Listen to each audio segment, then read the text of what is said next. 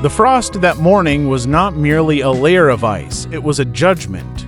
A white, crystalline verdict passed down by a sky that had forgotten the warmth of the sun, coating the oscillating fields of rural Ohio in a silence so profound it felt like the earth itself was holding its breath. It was 4 a.m, the hour when the darkness is heaviest, when the doubts that plague a man's soul are the loudest. Marcus Henderson stood by the kitchen window, his hand wrapped around a mug of coffee that had gone cold 20 minutes ago. He was watching the structure in the south pasture. It was a silhouette against the stars, a looming, geometric shadow that looked nothing like a barn, nothing like a shed, and certainly nothing like a chicken coop. To the men and women of the county, it looked like madness. To the bankers who held the lien on the Henderson farm, it looked like a liability. But to Marcus, watching the faint red glow of the pilot light on the hydraulic control box, it looked like the only way out. He checked his watch. The second hand swept past the 12. Outside, in the bitter dark, a low hum began. It was a sound deeper than hearing, a vibration that traveled through the frozen ground and up through the floorboards of the farmhouse. Slowly, imperceptibly at first, the silhouette in the pasture began to move. It did not shudder. It did not jerk. It began a slow, deliberate rotation, tracking a sun that had not yet risen, aligning itself with a dawn that was still an hour away. Marcus exhaled, his breath fogging the glass. The neighbors had left. They parked their trucks on the gravel road, leaning against the hoods with their arms crossed, spitting tobacco juice into the ditch and shaking their heads. They called it the Henderson Carousel. They called it the Kinetic Folly. They joked that Marcus was trying to teach his hens to waltz, or that he was building a spaceship to send the flock to Mars because the price of feed on Earth had gotten too high. Silas Miller, the man who owned the 3,000 acres bordering Marcus's land to the east, had been the loudest. Silas was a man of straight lines. He planted in straight lines, he thought in straight lines, and he believed that God intended for buildings to have four corners and stay exactly where you put them. When he saw Marcus pouring the circular concrete foundation 6 months ago, he had driven his pickup right up to the fence line. He hadn't said hello. He had just pointed at the wet cement with a calloused finger and asked if Marcus had lost his level or his mind. Marcus had just wiped the sweat from his forehead with the back of his glove and said he was catching the light. Silas had laughed then, a dry, barking sound like a fox coughing in the woods. He told Marcus that light was free, that you didn't have to chase it, and that a chicken didn't care about geometry. But Silas was wrong. The chicken cared about nothing but geometry. The chicken was a biological machine fueled by light and grain, converting calories into calcium and protein, and its efficiency was entirely dependent on its environment. Marcus knew this because he had the numbers. He had notebooks stacked 3 feet high on the dining room table, filled with barometric pressure readings, lux measurements, and metabolic rates. He knew that a hen in a stationary co-op spent 40% of her caloric energy in the winter just trying to stay warm. That was 40% of the feed bill going into heat, not eggs. He knew that the stationary co-op was a breeding ground for ammonia and bacteria because the waste piled up in the same dark corners, fermenting in the damp shadows that the winter sun never touched. The previous winter had been the teacher. It was a winter of brutal, relentless gray. For 60 days, the temperature hadn't risen above freezing. The sun, low and weak in the southern sky, had cast long shadows that kept his old co-op in a perpetual twilight. The egg production had dropped by 70%. The feed bill had doubled as the birds ate simply to keep their blood from freezing. Then came the respiratory infection. It had swept through the flock like a scythe. Marcus had spent his mornings carrying out the stiff, cold bodies of birds he had raised from chicks, stacking them like cordwood by the incinerator. He had nearly lost the farm then. The banknote was due, and the eggs weren't there. He remembered standing in the middle of that dark, freezing co-op, the smell of ammonia stinging his eyes, watching the surviving hens huddled together in the corner, trying to catch a single beam of sunlight that was coming through a crack in the siding. They were desperate for it. They pushed and shoved, climbing over each other just to feel that meager warmth on their combs. That was the moment the idea took root. It wasn't an invention, it was an observation. The birds were phototropic, like sunflowers. They craved the sun.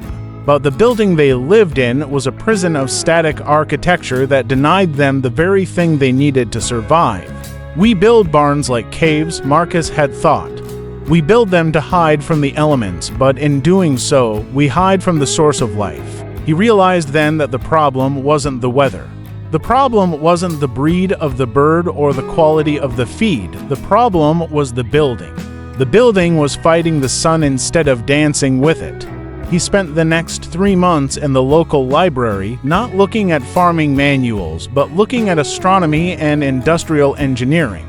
He studied the movement of the Earth relative to the sun at his specific latitude.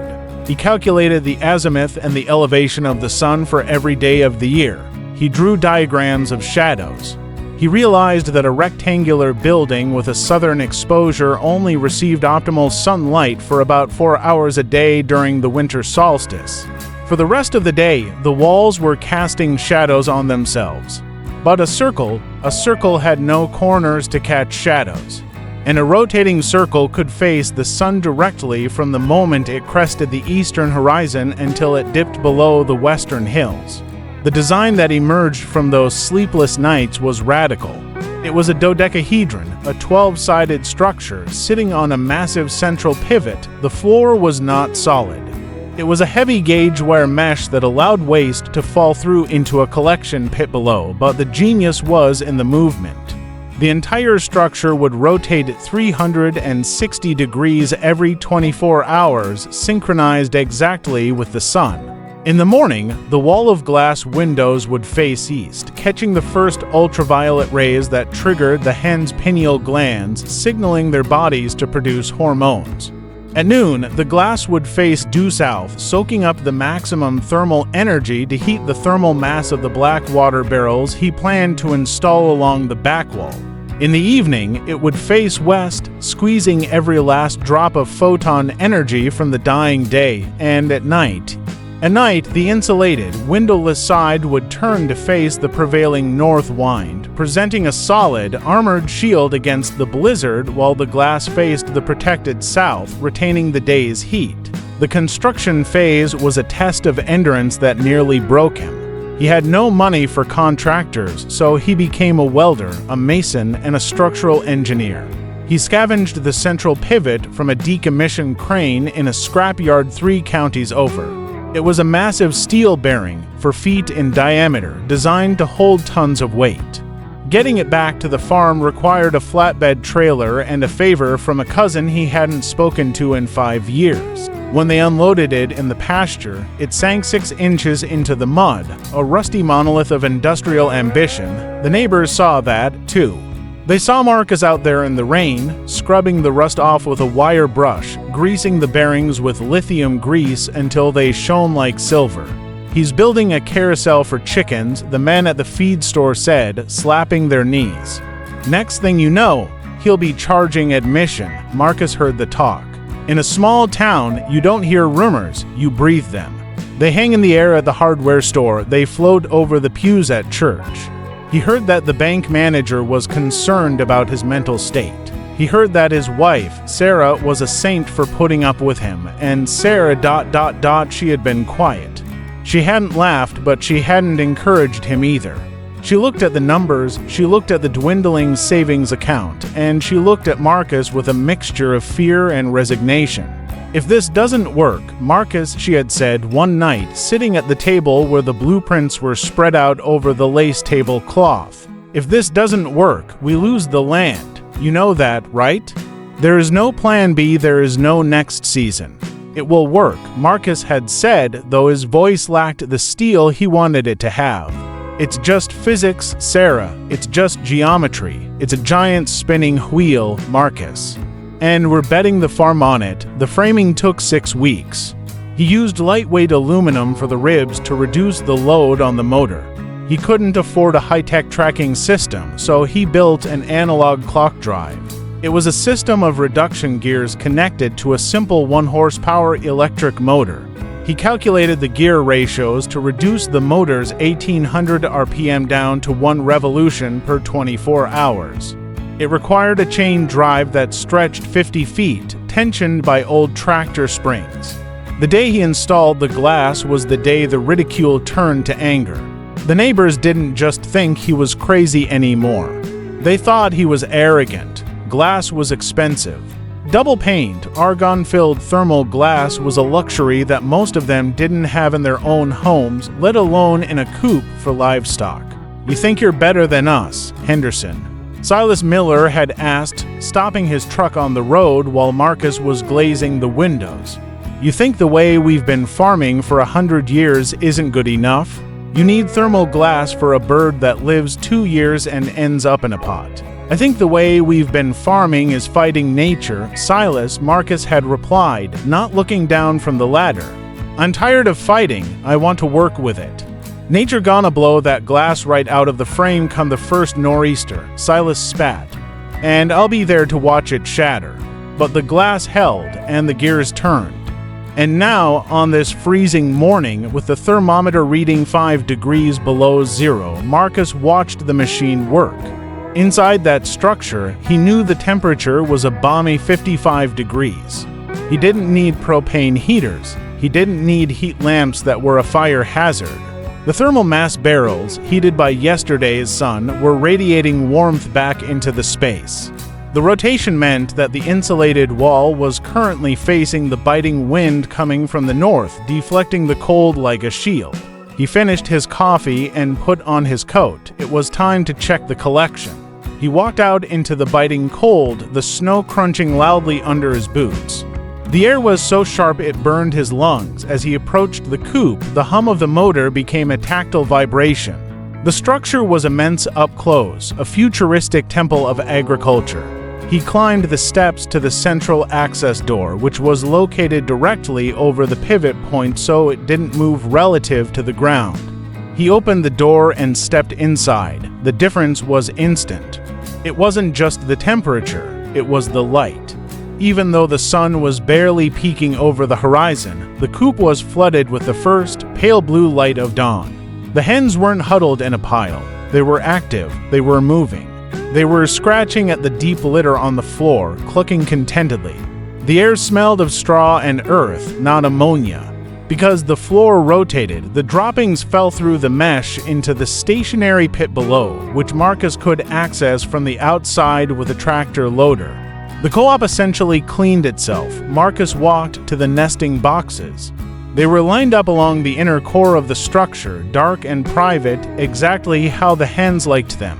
He reached his hand into the first box, warmth. He felt the smooth, curved surface of an egg, then another, then another.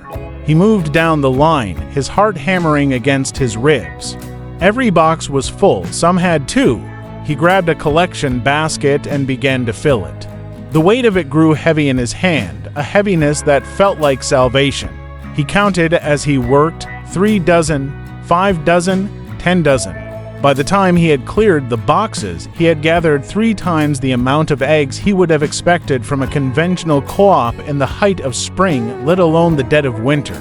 He stepped back outside, the basket heavy on his arm. The sun had fully risen now, a cold, bright coin in the sky. The co-op was already tracking it, the glass wall shifting imperceptibly to the southeast to grab the heat. Marcus looked toward the road. Silas Miller's truck was coming down the lane, slow and predatory. Silas slowed down as he passed the pasture. He looked at the rotating coop. He looked at Marcus standing there with the overflowing basket of brown eggs. Marcus didn't wave. He didn't smile. He just lifted the basket slightly, a silent testament to the physics of survival. Silas stared for a long moment, his face unreadable behind the windshield, and then he drove on, the tires kicking up a cloud of frozen dust. But the victory was fragile. The system was working, but it was untested. The gears were new. The chain was tight. And the weather forecast for the coming month was speaking of a polar vortex, a weather event that the weathermen were calling historic.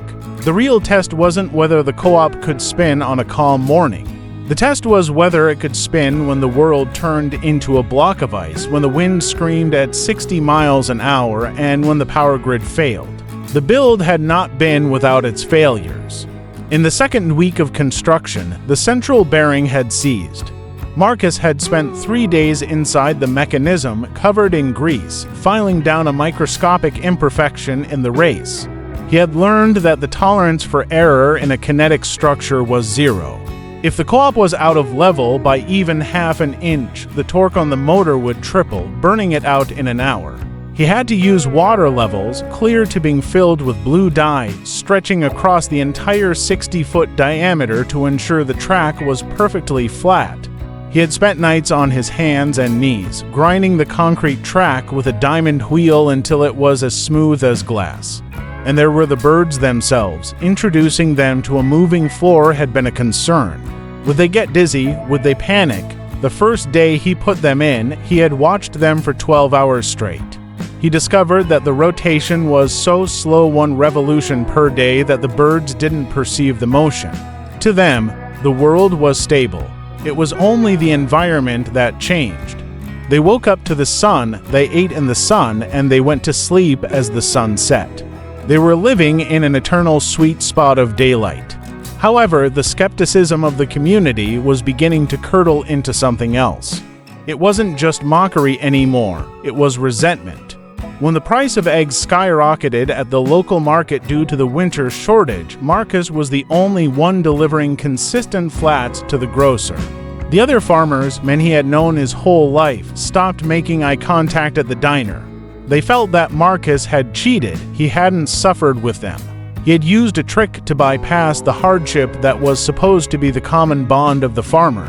They didn't see the engineering, they only saw the unfair advantage. One afternoon, a week after the system went live, the county inspector showed up.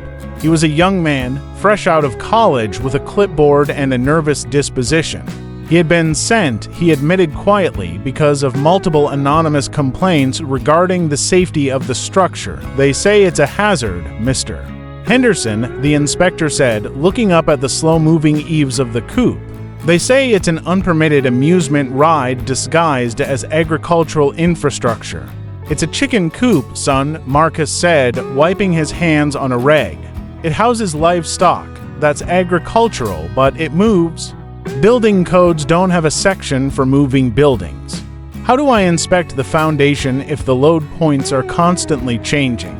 How do I certify the electrical if the connection point is on a slip ring? You check the engineering, Marcus said, handing him the binder of calculations. The load is distributed across 24 steel casters. The ground pressure is less than your pickup truck. And the electrical is marine grade, rated for continuous rotation. The inspector spent 4 hours at the site. He crawled under the coop, he climbed onto the roof. He checked the amps on the motor.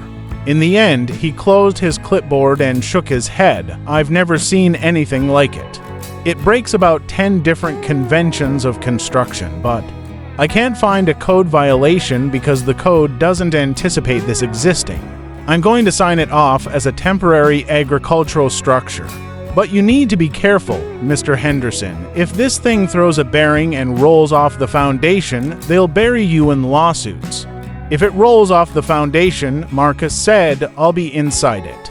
The tension in the air was palpable as January deepened.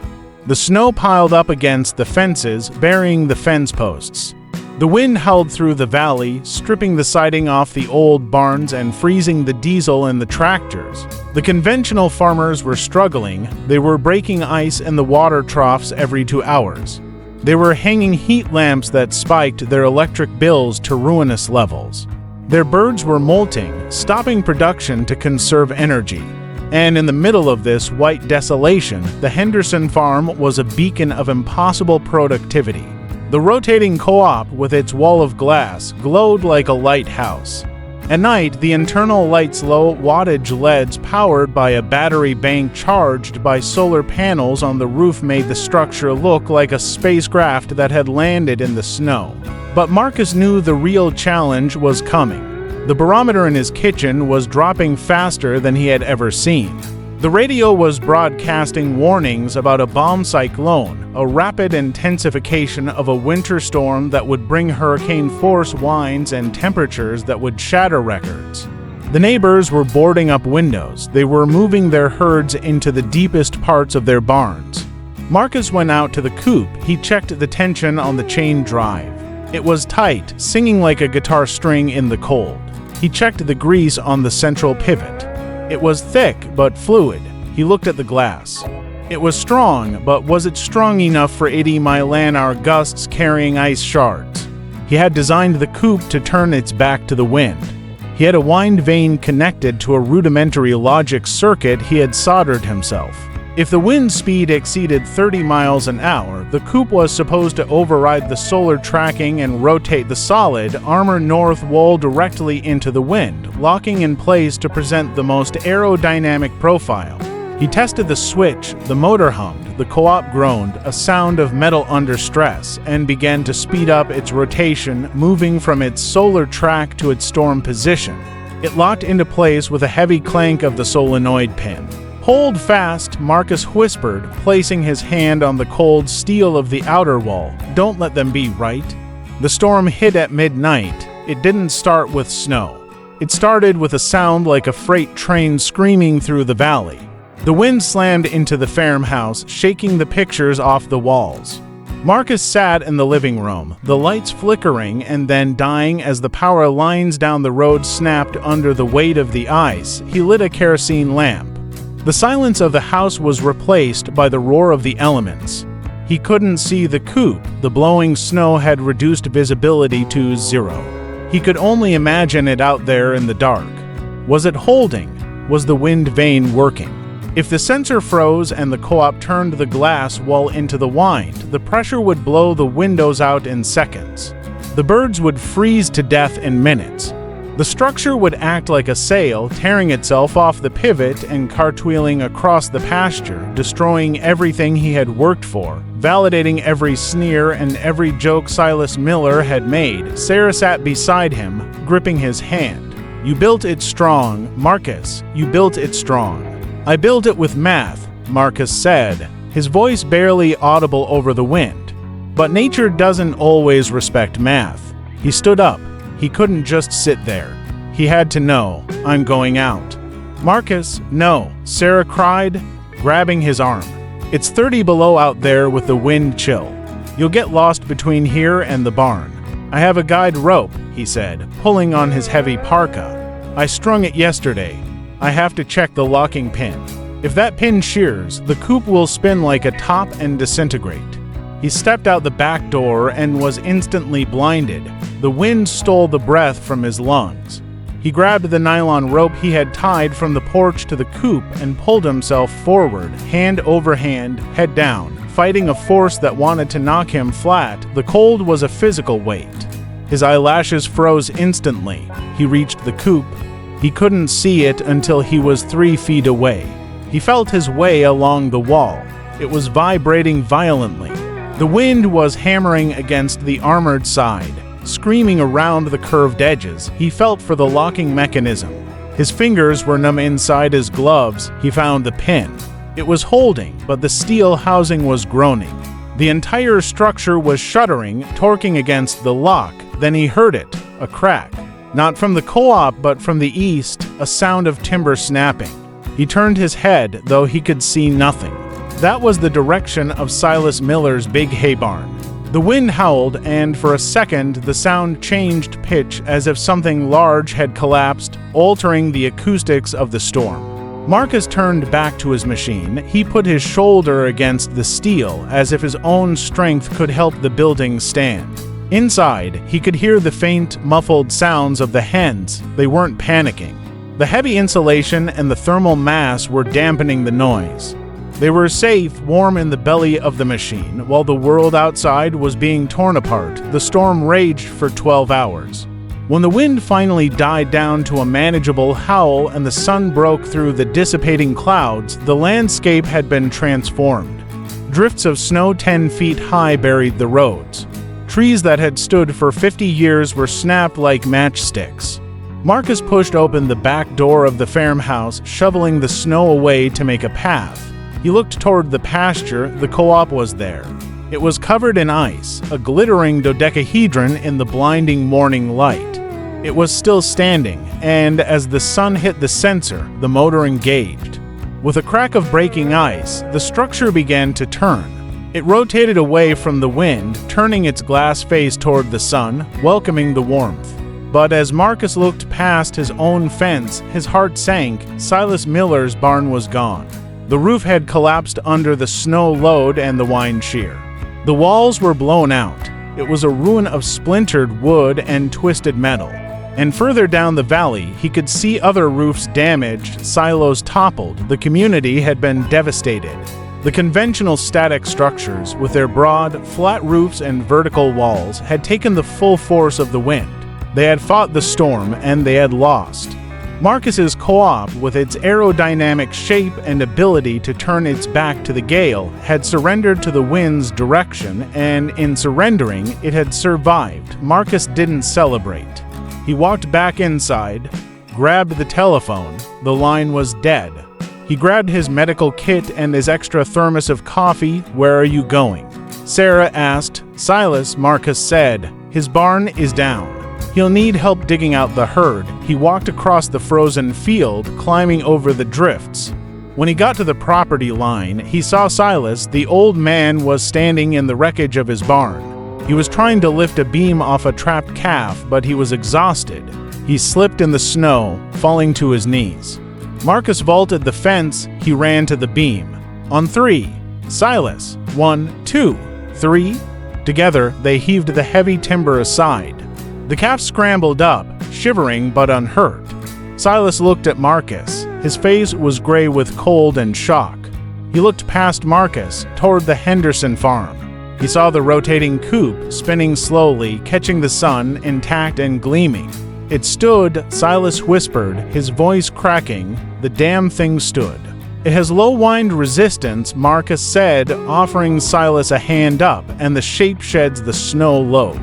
Silas looked at the ruin of his own barn, built the way his grandfather had built it. "I lost half the roof. The heat's gone. The birds are gonna freeze tonight if I don't get 'em somewhere warm." Marcus looked at the devastation. Then he looked back at his rotating arc. "Bring them over," Marcus said. "What? Bring them over? I have room in the center aisle. The thermal mass is holding at 50 degrees. We can crate them in the middle. You'd put my birds in your ... machine." Silas asked, wiping his nose with a frozen glove. "After what I said." "The machine doesn't care what you said, Silas," Marcus replied. "And neither do I. It's about physics. And right now, the physics says your birds die here, or they live there." It took them 3 hours to move the survivors. They used sleds to drag the crates across the snow. Other neighbors, seeing the activity, came to help. Men who had laughed at the carousel were now carrying terrified hens into its warmth. When they stepped inside the coop, they stopped dead. The silence was the first thing that hit them. The wind was shut out. The air was warm. The light was bright and golden. The Henderson flock was clucking peacefully, pecking at the feed, completely unaware of the catastrophe outside. The rotating floor moved imperceptibly beneath their feet. "My God," one of the farmers whispered, taking off his hat.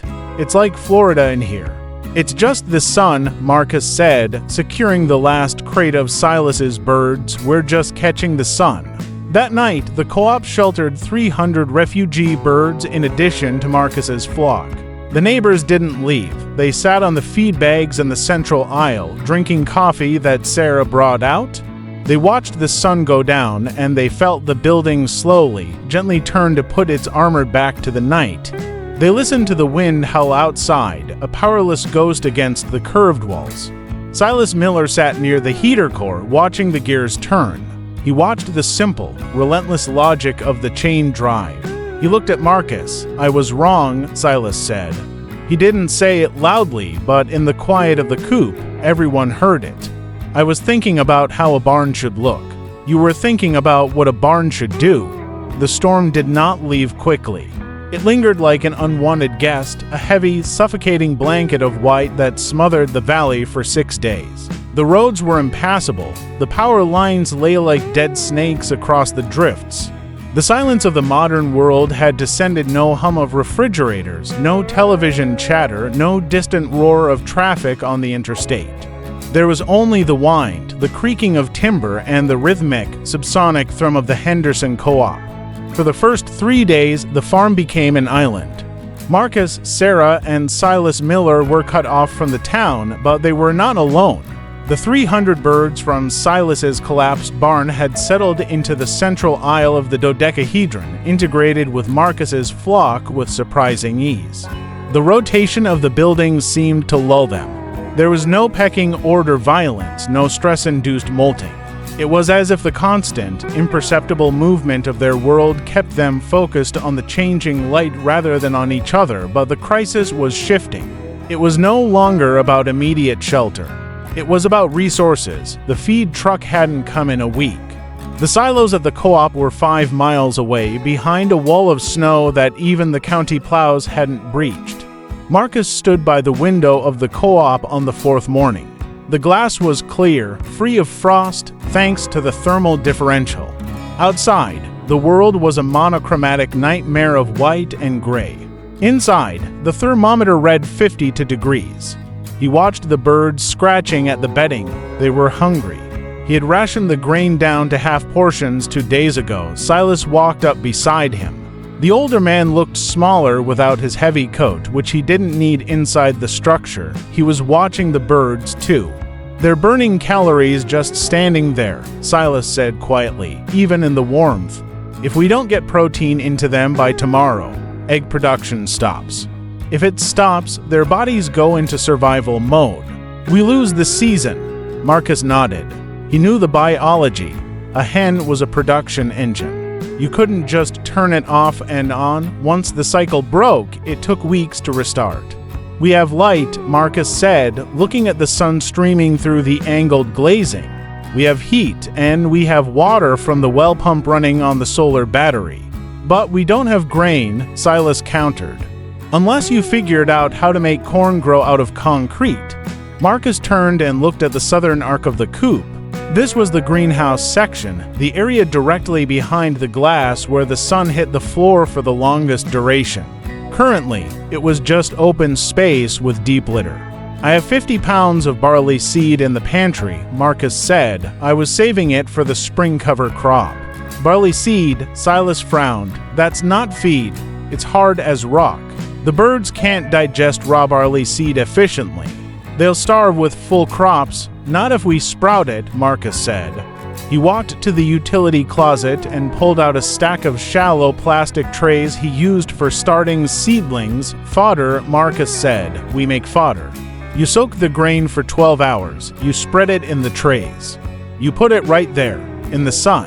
In this temperature, with this humidity, it will sprout in 2 days. By day 4, you have a mat of green grass 4 inches high."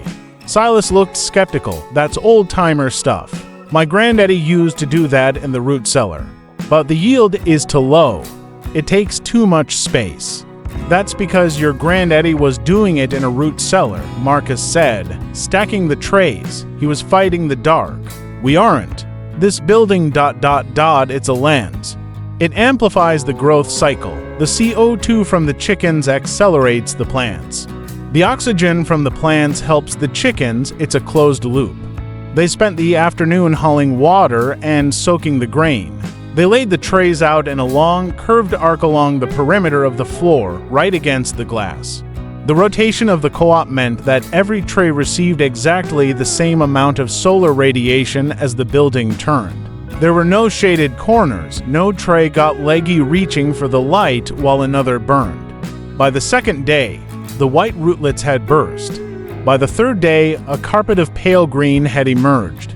By the 4th day, the smell inside the co-op changed. The dusty scent of straw was replaced by the fresh, sweet smell of chlorophyll and life. It smelled like May in the middle of February. When they fed the mats to the birds, it was a frenzy. The chickens tore into the fresh greens, devouring the roots, the seeds, and the grass. The nutrient density of the sprouted fodder was 4 times that of the dry grain. The egg shells, which had started to thin due to the calcium drop, hardened up within 24 hours. The yolks turned a deep, vibrant orange. Silas watched the birds eating the green grass against the backdrop of the blizzard outside. He picked up a piece of the fodder, turning it over in his hand. "I've been buying bag feed for 40 years, Silas murmured, trucking it in, paying for the diesel, paying for the milling. And all I needed was water and a window that moved."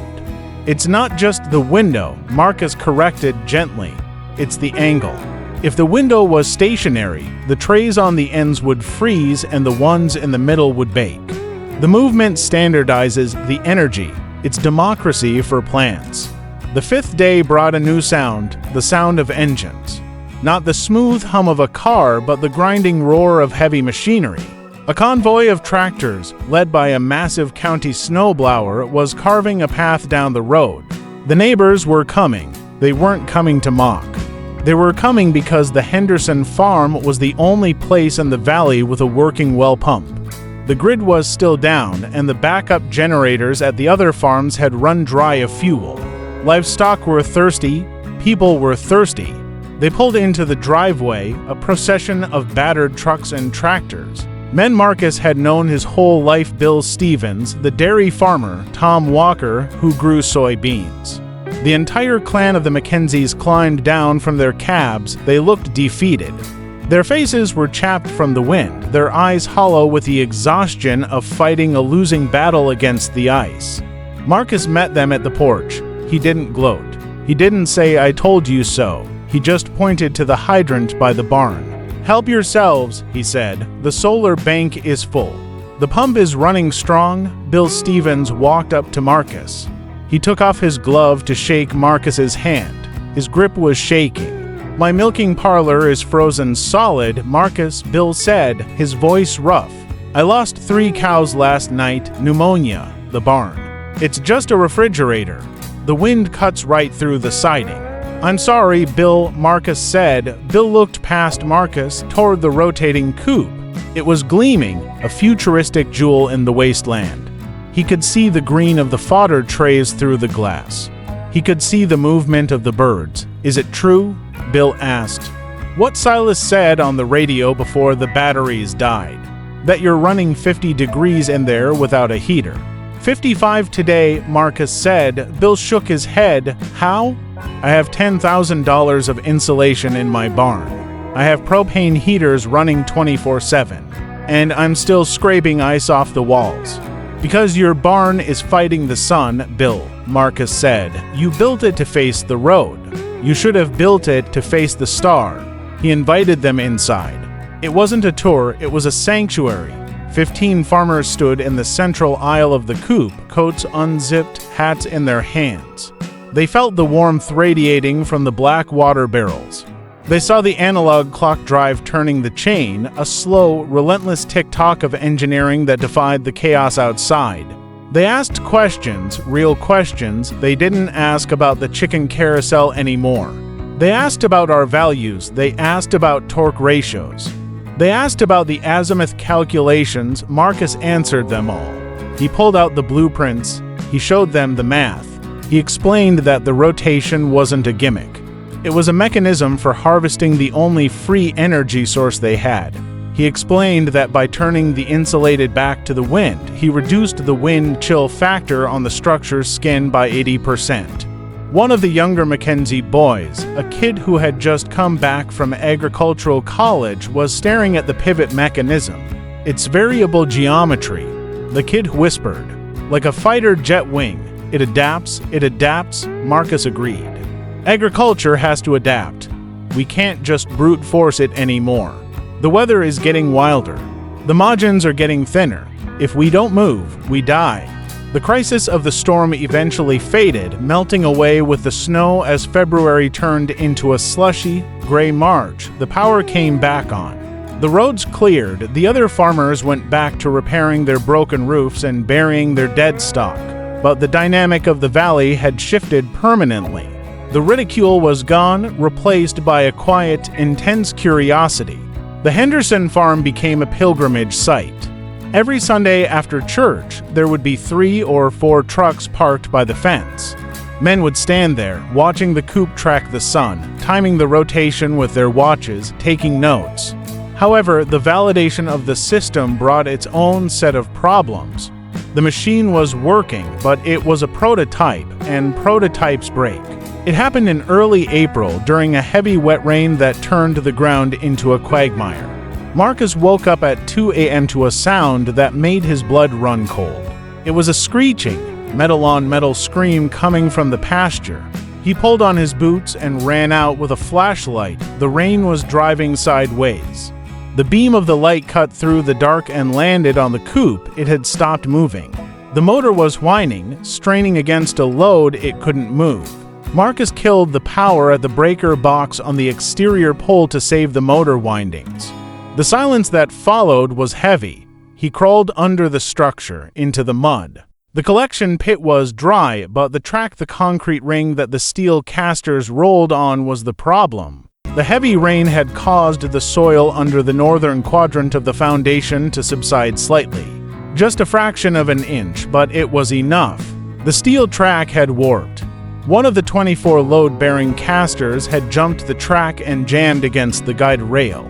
The Co-op was stuck, and it was stuck facing west, where the sun had set. This was the nightmare scenario. If he couldn't get it moving by dawn, the glass wall would be facing away from the sunrise. The Co-op would lose its thermal gain. The birds, accustomed to the rhythm of the light, would be thrown into darkness during their peak laying hours. The biological clock he had so carefully synchronized would be shattered. He needed to lift the Coop. The structure weighed 12 tons. Marcus lay in the mud, the rain soaking through his coveralls, looking at the jammed caster. He didn't have a crane. He didn't have a hydraulic jacking system integrated into the frame, a design oversight he bitterly regretted now. He ran back to the machine shed. He grabbed every bottle jack, every timber, every pry bar he owned. He woke Sarah. "I need you to drive the tractor," he told her. "What are we doing?" she asked, seeing the panic in his eyes. "We're releveling the world," he said. They spent the next 4 hours in a desperate battle against physics. Marcus set up a cribbing of railroad ties under the jammed section. He positioned 3 20-ton bottle jacks, pump. He yelled to Sarah, who was working the lever of the primary jack. The steel frame groaned. The mud sucked at the timber base. Slowly, agonizingly, the corner of the Co-op began to rise. The jammed caster hung free, spinning lazily in the air. Marcus worked with a sledgehammer, beating the steel track back into alignment. Sparks flew in the rain. His muscles screamed. He was fighting the weight of the building, the suction of the mud, and the ticking clock of the sunrise. "Lower it! Slow, slow!" The Co-op settled back down. The caster landed on the track. It held. Marcus scrambled out from under the building, covered in mud, bleeding from a gash on his knuckle. He ran to the control box and flipped the breaker. The motor hummed, the chain tightened. For a second, nothing happened. The friction of the static start was immense. Then, with a shudder, the Coop lurched. It moved an inch, then another. The rhythm returned. The building began its slow, majestic turn, slewing around to the east, racing to catch the dawn. Marcus collapsed on the wet grass, his chest heaving. He watched the building align itself. Just as the first rim of the sun breached the horizon, the glass wall locked into position, catching the fire of the morning. He had saved it, but the lesson was seared into him. The system was fragile. It relied on him. It wasn't just a machine. It was a dependent. He realized then that he couldn't just be a farmer anymore. He had to be a mechanic, a structural engineer, a geologist. The following weeks were dedicated to upgrades. He installed a redundant drive system. He poured a wider, reinforced concrete collar around the track to prevent subsidence. He installed strain gauges on the casters that would send an alert to a pager on his belt if the rolling resistance increased, warning him of a problem before it became a jam. And the birds repaid him. The production numbers were staggering. While the county average for egg laying had dropped to 60% due to the stress of the lingering cold spring, the Henderson flock was operating at 98%. The feed conversion ratio, the amount of grain needed to produce a dozen eggs, was the lowest anyone had ever seen. The local university caught wind of it, and agricultural extension professor Dr. Aris Thorne drove out from the state capital. He was a man of charts and graphs, a skeptic by trade. He came with sensors and data loggers. "I want to measure the ammonia levels," Dr. Thorne said. "That's the killer in enclosed systems. You can't have high density without high ammonia. Measure away," Marcus said. Thorne placed sensors at bird level, at the ceiling, and in the pit. He left them for a week. When he came back to retrieve the data, he checked the machine 3 times. "This is impossible," Thorne said, looking at the readout. "Your ammonia levels are near zero. It's cleaner than the air outside. It's the updraft," Marcus explained. "The shape of the roof, it acts like a chimney. As the sun heats the black barrels, the air rises. It creates a natural convection current that pulls fresh air in through the floor vents and pushes the stale air out the cupola. The rotation assists the airflow, creating a vortex effect. The building breathes." Thorne didn't just write a report. He wrote a feature article for the National Journal of Agricultural Science. He titled it "The Kinetic Coop, a Paradigm Shift in Small-Scale Poultry Management." The article changed everything. It wasn't just local gossip anymore. Letters started arriving, first a few, then dozens. Farmers from Minnesota, from the Dakotas, from Canada, places where the winter was a weapon, wrote to Marcus. They asked for plans, they asked for advice. They shared their own stories of frozen combs and bankrupt farms. Marcus sat at his dining table, looking at the stack of letters. He felt a weight that was different from the stress of the build. It was the weight of responsibility. "We have to share this," Sarah said, reading a letter from a widow in Montana who was trying to keep her farm afloat. "We can't just sit on it. We could patent it," Silas suggested. He was a regular at the table now, a convert who preached the gospel of rotation with more fervor than Marcus himself. "You could sell the blueprints. Make a fortune." Marcus looked at the letters. He looked at his hands, scarred from the welding, stained from the soil. "No patents," Marcus said. Silas frowned. "Why? You invented it. It's your intellectual property." "It's not an invention, Silas. It's a correction. I didn't invent the sun. I didn't invent the circle. I just remembered them. If I patent it, I put a toll booth on the road to survival. These people ... they're us. They're fighting the same fight." He spent the next 6 months drawing. He didn't use CAD software. He used drafting paper and pencils. He created a detailed manual. The Henderson rotating system, construction and operation, he included the mistakes. He included the warning about the mud and the track foundation. He detailed the gear ratios for different latitudes. He printed 500 copies at the local print shop.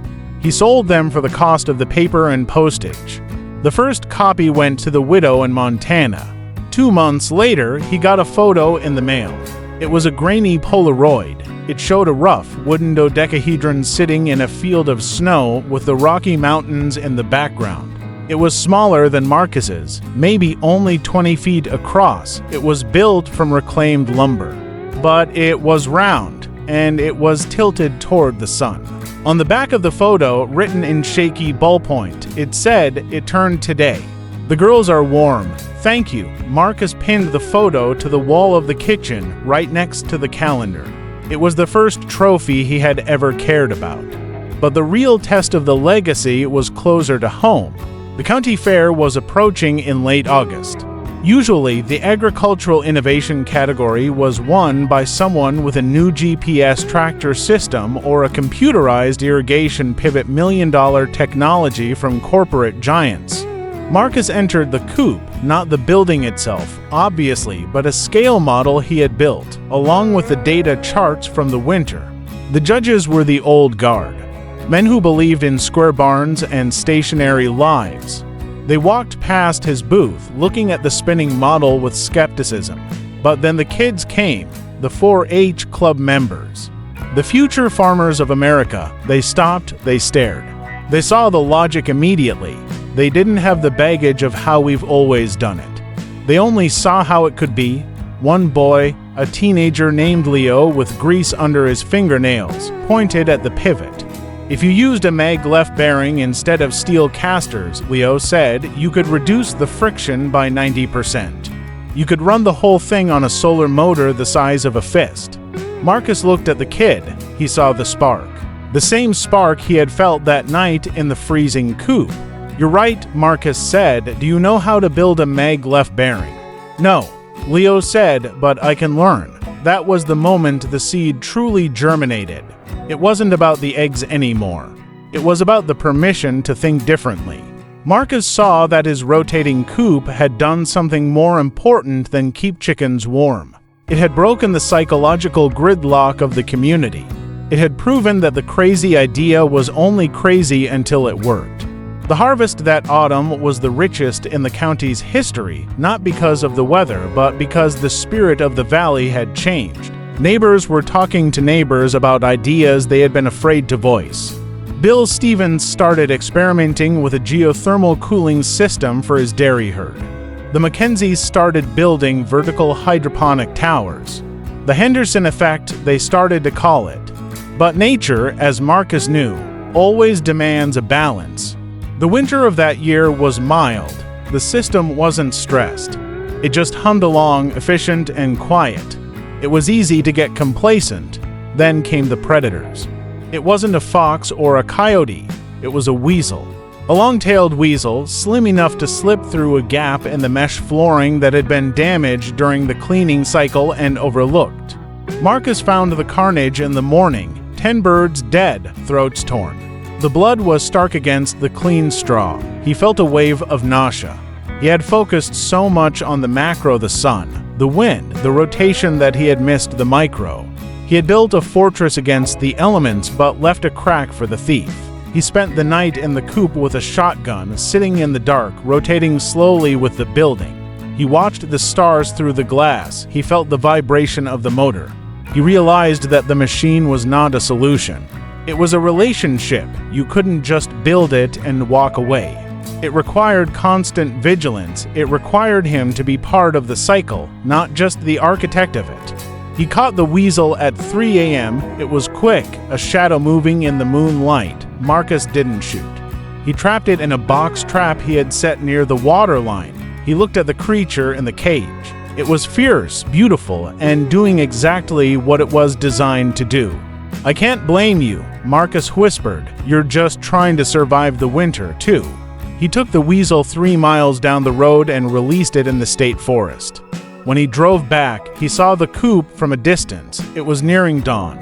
The building was already starting its turn, anticipating the sun that hadn't risen yet. It looked alive. He realized then that he hadn't just built a coop. He had built a clock, a giant living clock that told the time of the earth. And like any clock, it needed winding. It needed care. The years began to blur. The kinetic coop ceased to be a novelty and became a landmark. The paint faded, but the bearings were kept oiled. The trees Marcus had planted around the perimeter, deciduous trees positioned to shade the glass in the summer and let the light through in the winter, grew tall. The spread of the technique was slow but steady. It didn't take over the industrial factory farms they were to invest it in their massive, static prisons. But among the small holders, the homesteaders, the people who lived on the margins of the grid, the circle began to replace the square. Marcus received letters from Japan, from New Zealand, from Chile. He saw photos of rotating greenhouses, rotating houses, rotating workshops. He saw adaptations he had never dreamed of. A man in Arizona used water ballast to rotate his structure, using the weight of the water shifted by solar pumps to turn the building without a motor. A woman in Sweden built a version that was half buried in the earth, rotating only the roof. They were all children of the Henderson carousel. But the most profound moment came 10 years after the first winter. Marcus was 60 now. His knees clicked when he climbed the stairs to the coop. He was in town at the hardware store when a man walked in. He was wearing a suit, which was rare for the feed store. He looked lost. "Can I help you?" the clerk asked. "I'm looking for the Henderson farm," the man said. "I'm Marcus Henderson," Marcus said from the aisle where he was looking at toggle bolts. The man turned. He had a soft face, hands that had never worked soil. "Mr. Henderson," the man said, extending a hand. "I'm from the Smithsonian Institution, the National Museum of American History." Marcus wiped his hand on his jeans before shaking. "The Smithsonian. We're curating an exhibit on American agricultural ingenuity," the man said. "We have John Deere's plow. We have the reaper. And we want to include your clock drive." "My clock drive, the mechanism you built, the analog solar tracker. We believe it represents a pivotal moment in the return to sustainable, site-specific architecture.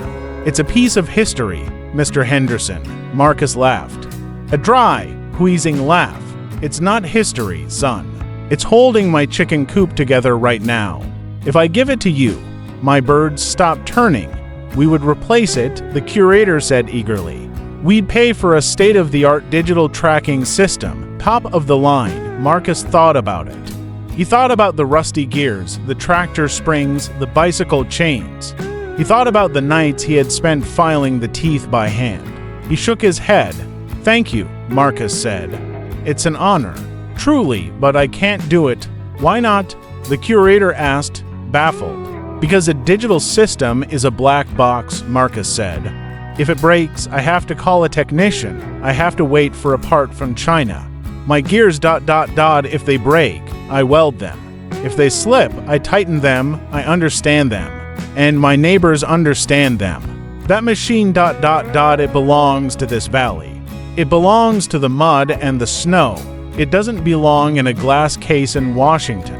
The curator tried to argue, but Marcus was firm. He bought his toggle bolts and drove home.